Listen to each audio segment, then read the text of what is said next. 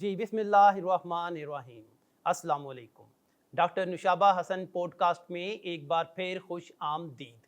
हज वो अजीम अबादत है जो इंसान को उसके खालिक के सामने ला खड़ा करती है। खाली हाथ, झुकी नज़रें, लबों पर लब्बैक की सदा, हज दिलों की ततहीर और रूह की परवाज़ और बंदे की अपने रब से मुलाकात की तमन्ना का इजहार है। ये वो सफ़र है जहाँ इहराम सिर्फ कपड़ों का नहीं होता बल्कि नीयतों का भी होता है, जहाँ तवाफ़ सिर्फ काबा के गिर्द नहीं होता बल्कि अपने नफ्स की गर्दिश से निजात का ऐलान भी होता है। आज के इस खसूसी पॉडकास्ट में हम डॉक्टर नुशाबा हसन मुराद साहिबा से ये जानेंगे कि हज के मकासद क्या हैं, कि वो कौन कौन से स्टेप इन्वॉल्व हैं जो हमें हज के दौरान जिनका पाया तकमील तक पहुंचाना बहुत ज़रूरी होता है, वो कौन सी दुआएं हैं जो हमें याद करनी चाहिए, इस सफ़र का आगाज़ कैसे हो, इस सफ़र के दरमियान में वो कौन कौन से अमूर हैं जिन्हें सर अंजाम देना बेहद ज़रूरी है, और कुर्बानी का फरीज़ा इस सफ़र में कैसे सर अंजाम दिया जाता है।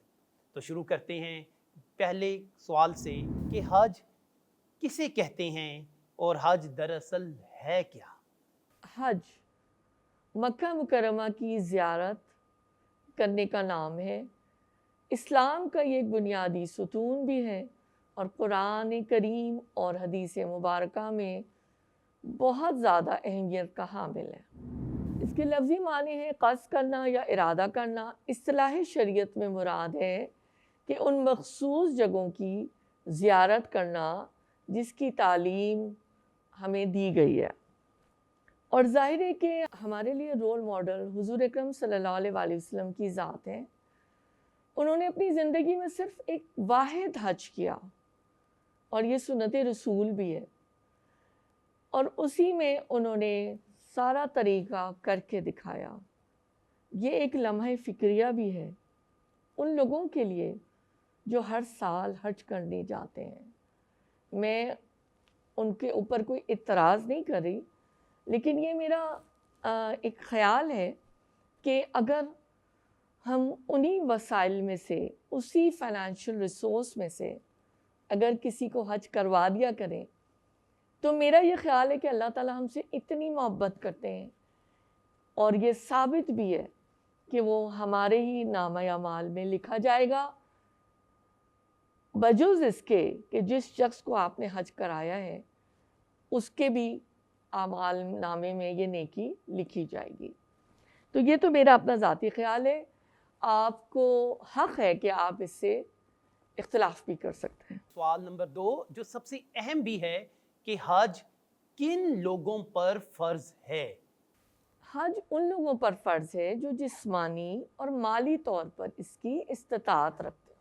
थोड़ी सी बात मैं इसमें ये करना चाहूँगी कि मुझे बहुत दुख होता है जब मैं उन लोगों को देखती हूँ कि जो माली तौर पर इस्तिताअत रखते हैं, बल्कि उनको अल्लाह ताला ने ज़ायद अज़ ज़रूरत माल अता किया है, लेकिन फिर भी वो गाफिल होते हैं, पूरी दुनिया की सयाहत करते हैं, लेकिन हज से महरूम रह जाते हैं। ऐसे लोगों के लिए ये सोचने का मुकाम है। डॉक्टर साहिबा से ये जानते हैं कि हज की वो 4 शराइत कौन कौन सी हैं जिनका पाया तकमील तक पहुंचना बहुत ज़रूरी है? हज की 4 बहुत ही बुनियादी सी शराइत हैं कि ज़ाहिर है कि इस्लाम, बुलूगत, अक़ल, आज़ादी और काबिलियत। ये कुछ मोटी मोटी बातें हैं जो होना ज़रूरी है। सवाल नंबर 4 कि हज के वो 4 कौन से अरकान हैं, इसके बारे में भी हम जानते हैं डॉक्टर साहिबा से। हज के अहम अरकान जो है ना, वो इसलिए ज़रूरी है कि अगर इसमें से एक भी कोई रुकन रह जाता है तो आपका हज नामुकम्मल रह जाएगा। एहराम, सई, वकूफ़ अरफ़ा, अरफ़ा का दिन मोस्ट इम्पॉर्टेंट दिन है, और उसके बाद तवाफ़ विदा या तवाफ़ ज़ियारा भी कहा जाता है। तो ये अहम अरकान है। सवाल नंबर 5 की तरफ बढ़ते हैं। डॉक्टर साहिबा, حج کے وہ 7 کون سے سٹیپس ہیں جن کے بارے میں ہمارا جاننا بہت ضروری ہے؟ یہاں پر ہر قدم پر مزید تفصیلی نظر درکار ہے۔ پہلا مرحلہ احرام باندھنا، نیت کرنا کہ میں حج کی نیت کرتی ہوں۔ اس کے لیے خاص الفاظ بھی ہیں، اور لیکن آپ اپنی زبان میں بھی احرام جب آپ باندھتے ہیں تو آپ اپنی زبان میں بھی نیت کر سکتے ہیں۔ اس کی ہم تفصیلات میں نہیں جائیں گے کہ ظاہر ہے وہ کتابوں میں اور ہر جگہ آپ کو مل جائیں گی کہ مرد اور عورت کے احرام میں فرق ہے اور مختلف چیزیں۔ تو یہ ہو گیا پہلا مرحلہ۔ دوسرا مرحلہ، آپ طواف کے لیے روانہ ہو جائیے۔ جو زائرین کعبہ ہے وہ 7 بار طواف کریں گے، یہ ہم لوگ جانتے ہیں۔ تیسرا مرحلہ کیا ہے؟ سعی کرنا۔ حجاج کرام صفا اور مروہ کی پہاڑیوں کے درمیان 7 بار پیدل چلتے ہیں، اور جس طرح بی بی ہاجرہ کی جو ایک کاوش تھی اور ان کا تڑپ کر دوڑنا ان علاقوں میں کہ وہ کیسے بچے کے لیے پانی تلاش کر رہی تھی، اور اللہ تعالیٰ کو یہ ان کا عمل اتنا محبوب ہوا کہ اللہ تعالیٰ نے اس سنت کو زندہ رکھنے کے لیے تا قیامت حج کا ایک اہم رکن، ایک اہم مرحلہ بنا دیا۔ تو اسی نیت کو، اسی سنت کو تازہ کرتے ہوئے ہم یہ کوشش کر سکتے ہیں کہ سعی کرتے وقت اس سنت کو اپنے دلوں میں یاد رکھیں۔ چوتھا مرحلہ، جیسے میں نے پہلے بھی عرض کیا کہ سب سے زیادہ جو اہم دن ہے وہ یوم عرفہ کا ہے۔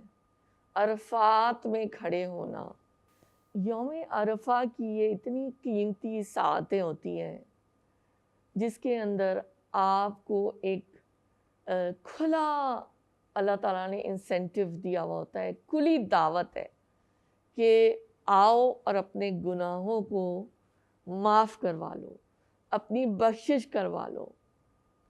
احادیث مبارکہ میں فرمایا گیا ہے کہ اس دن اس حساب سے مسلمانوں کی توبہ اور استغفار قبول کی جا رہی ہوتی ہے کہ شیطان اپنا سر پیٹتا رہتا ہے کہ یہ کیا ہو رہا ہے۔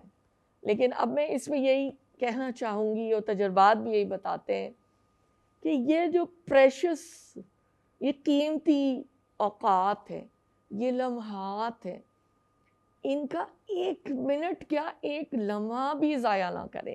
محسوس کریں اللہ کی ذات کو، اور اللہ سے یہ کہیں کہ آج تو آپ نے مجھے معافی دینی ہے، چاہے میرے گناہ صحرا یا سمندر جتنے بھی ہوں۔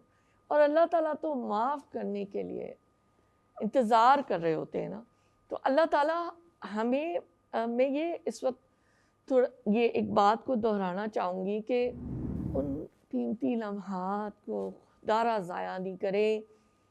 میں نے یہ دیکھا کہ ان اوقات کے اندر لوگ آدھا وقت تو کھانے پینے میں گزار دیتے ہیں، بہت سے لوگ جو ہیں وہ گپ بازی میں گزار دیتے ہیں، ایک دوسرے سے نئی نئی دوستیاں کرنے میں گزار دیتے ہیں۔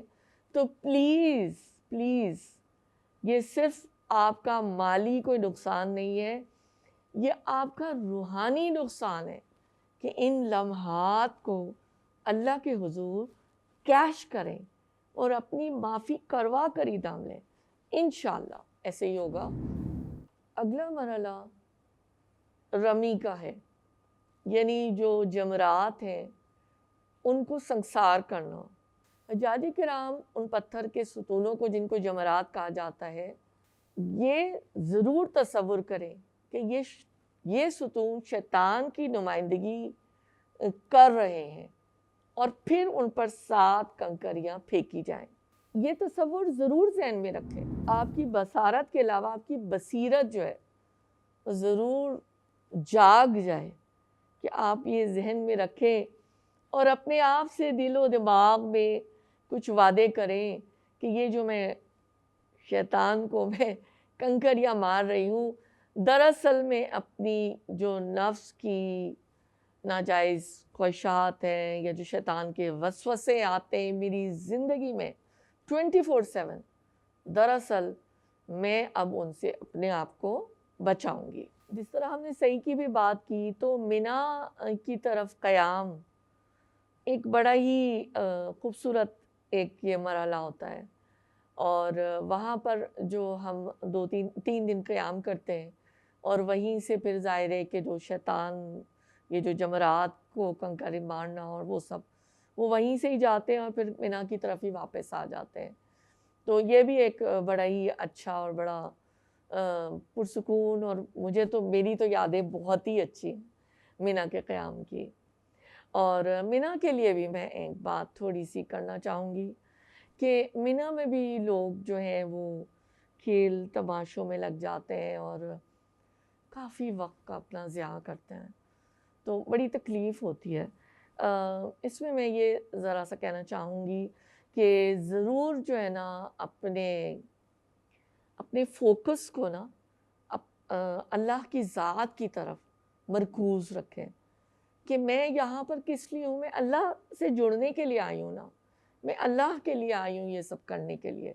ये मरहले तो ये लॉजिस्टिक्स हैं, स्टेप्स हैं, नाम है, लेकिन दरअसल मुझे अल्लाह की ज़ात हासिल करनी है, अल्लाह की ज़ात से जुड़ जाना है। तो वहाँ पर भी ज़िक्र इलाही के जितने भी मसनून तरीक़े हैं, फिर बेहतरीन ज़िक्र तो मुझे कुरान करीम की तिलावत लगती है कि आप इन 5 दिनों में हज के कुरान करीम को भी यानी उसको ख़त्म कर सकते हैं और बहुत आराम से ये हो जाता है। क्योंकि जब आपकी सारी जो तवज्जो है वो इस तरफ होगी, ज़िक्र की तरफ होगी, तो आपको खुद ब खुद आपका दिल जो है ना वो अल्लाह के ज़िक्र से जुड़ा हुआ रहेगा। उसके बाद जब हमने अरफ़ा का पहले भी ज़िक्र किया और फिर एक और मरहला मुज़दलिफ़ा का, ठंडी रात होती है जब हम अरफ़ा से सवारियों में रवाना होकर मुज़दलिफ़ा की तरफ जाते हैं। वहाँ से जब हम कंकरियाँ चुनते हैं और जो वहाँ पे एक पुरसुकून माहौल होता है और जो एक सकीनत मोमिनीन के दिल पर नाज़िल होती है, उसके लिए ना कोई अल्फाज है, ना कभी अल्फाज कोई क्रिएट हो सकते हैं। इतना थक के चूर होके जब हज्जाज किराम वहाँ रेतीली ज़मीन पे चादर बिछा कर लेट जाते हैं और दुआएं करते हैं, मुनाजात करते हैं, इबादत करते हैं, तो उसका लुत्फ़ ही दूसरा और होता है। और फिर अगर उनको जब नींद आ जाती है तो वो ऐसी पुरसुकून नींद होती है जो उसका कोई भी बदल नहीं है। मुज़दलिफ़ा का एक क़याम बहुत ही खूबसूरत और पुरलुत्फ़ क़याम होता है। अल्लाह ताला ये नसीब फरमाए। अगला मरहला कुर्बानी का है। हुज्जाज किराम जानवरों को अक़ीदत के अलामती अमल के तौर पर कुर्बान करते हैं और दरअसल जो कुर्बानी का पूरा फ़लसफ़ा है वो भी कुछ इसी तरह ही है कि जब अल्लाह ताला ने हज़रत इब्राहीम अलैहिस्सलाम को हुक्म दिया था कि तुम अपने बेटे को अल्लाह की राह में कुर्बान कर दो, तो बेटे ने पलट के दोबारा क्यों या क्या या कैसे नहीं कहा था। हज़रत इस्माइल अलैहिस्सलाम ने सिर्फ यही जवाब दिया था कि अब्बा जान आप जैसे मुनासिब समझें कर दें। और हम सबको मालूम ही है कि उन्होंने अपने बेटे को सर के बल नीचे लिटाया ताकि वो उनका चेहरा ना देख सके, और फिर अल्लाह ताला ने उसके नतीजे में एक जानवर जो है वहाँ पर रख दिया। दरअसल पूरी सीरत इब्राहीमी जो है वो एक ताबिंदा और रोशन मिसाल है जो रहती दुनिया तक कायम रहेगी कि रब ताला ने जब भी उनको जो भी हुक्म दिया उन्होंने उस पर फ़ौरन ही अमल किया। और ये जो कुर्बानी का वाक़या है उसमें भी एक हमें मिसाल नज़र आती है। तो आगे बढ़ते हैं हम अगले मरहले की तरफ, और ये आखिरी मरहला है। طواف ودا یا طواف زیارہ، یہ بڑا ہی اہم رکن ہے۔ حجاج کرام اس وقت قربانی بھی کر چکے ہوتے ہیں، احرام بھی اتار چکے ہوتے ہیں، اور حج کا سفر اختتام کی طرف ہوتا ہے، ایک خوشی کا بھی موقع ہوتا ہے، ایک ہلکا پن بھی محسوس ہوتا ہے، اور بڑی ایک مکسڈ فیلنگز کے ساتھ، جس کے اندر ایک خوشی بھی شامل ہوتی ہے اور ایک وداع کہنا، کسی کو بھی الوداع کہنا کوئی آسان نہیں ہوتا، اور جب یہ رب کا معاملہ ہو، حج کا معاملہ ہو، تو دل تھوڑا سا دکھی ہو جاتا ہے۔ پھر وہ آخری طواف زیارہ کرتے ہیں، الوداعی طواف کرتے ہیں، اور یوں حج کے جو لاجسٹکس ہیں، یہ جو مرحلے یا سٹیپس ہیں، وہ یہاں پر آ کر تمام ہوتے ہیں۔ جی، سوال نمبر 6 جس کا جاننا بہت ضروری ہے، ڈاکٹر صاحبہ حج کی فضیلت کیا ہے؟ قرآن میں اللہ تعالیٰ فرماتے ہیں کہ اور لوگوں میں حج کا اعلان کر دو، وہ تمہارے پاس پیدل اور ہر دبلے اونٹ پر آئیں گے، ہر گہری وادی اور دور دراز جگہ سے حج کے لیے آئیں گے۔ حج کی فضیلت احادیث کے حوالے سے بھی دیکھ لیتے ہیں۔ حضرت ابو ہریرہ رضی اللہ عنہ کہتے ہیں کہ میں نے رسول اللہ صلی اللہ علیہ وآلہ وسلم کو فرماتے سنا، جس نے حج کیا اور نہ فحش باتیں کی اور نہ گناہ کیا تو اس دن کی طرح لوٹے گا جس دن اس کی ماں نے اسے جنا تھا۔ ایک اور حدیث میں فرمایا، ایک عمرے سے دوسرے عمرے تک اور ان کے درمیان آنے والے گناہوں کا کفارہ ہے، اور مقبول حج کا بدلہ جنت کے سوا کوئی نہیں۔ ایک اور جگہ نبی اکرم صلی اللہ علیہ وآلہ وسلم نے یہ بھی فرمایا کہ حج ایک قسم کا جہاد ہے، ہر ایک کے لیے، یعنی نوجوانوں، بچوں، بوڑھوں اور عورتوں کے لیے۔ سوال نمبر 7 کی طرف بڑھتے ہیں اور ڈاکٹر نشابہ حسن مراد صاحبہ سے یہ جانتے ہیں کہ تلبیہ کسے کہتے ہیں؟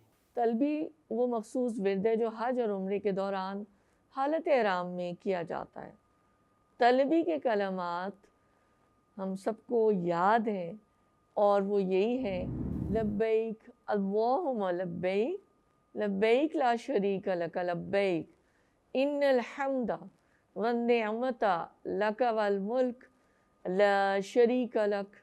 اے اللہ، میں تیری بارگاہ میں حاضر ہوں، تیرا کوئی شریک نہیں، میں حاضر ہوں، تعریف، نعمت اور بادشاہی صرف تیری ہی ہے، تیرا کوئی شریک نہیں۔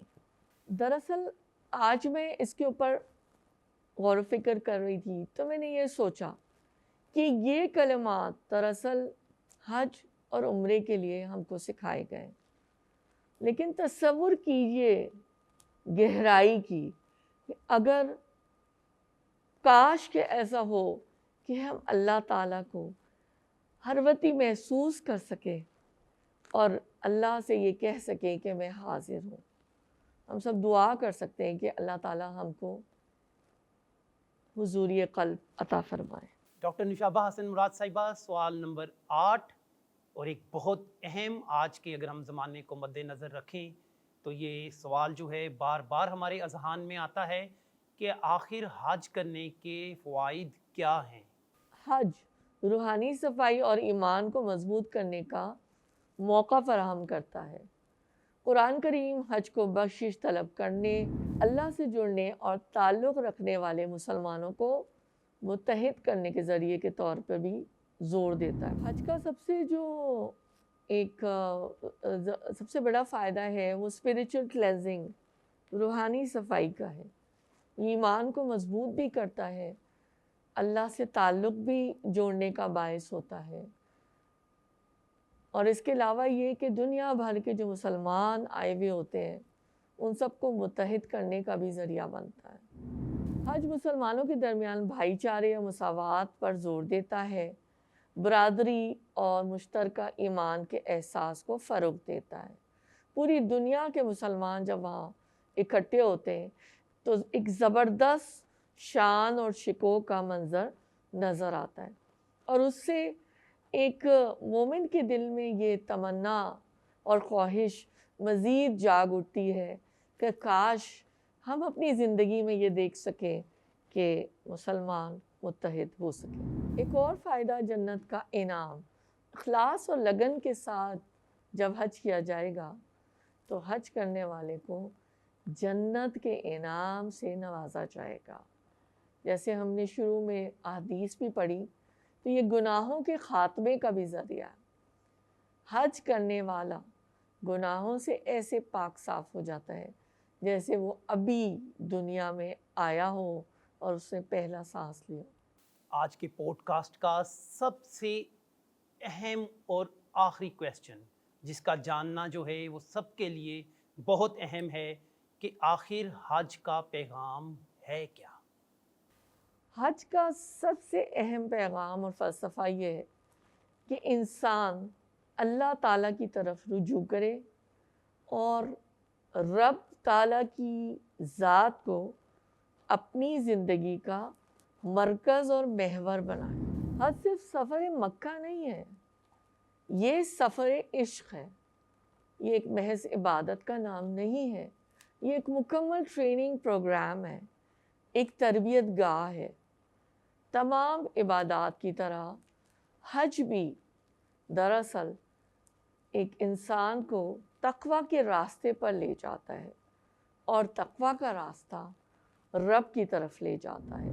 اس راستے کا مسافر بنائے اور ہم اپنی منزل یعنی اللہ تعالیٰ کی ذات کو پا سکیں۔ اس کے علاوہ یہی ہے کہ انسان اللہ کے حضور سر کو جھکا دے، اپنی انا، غرور اور دنیاوی فرق کو مٹا دے۔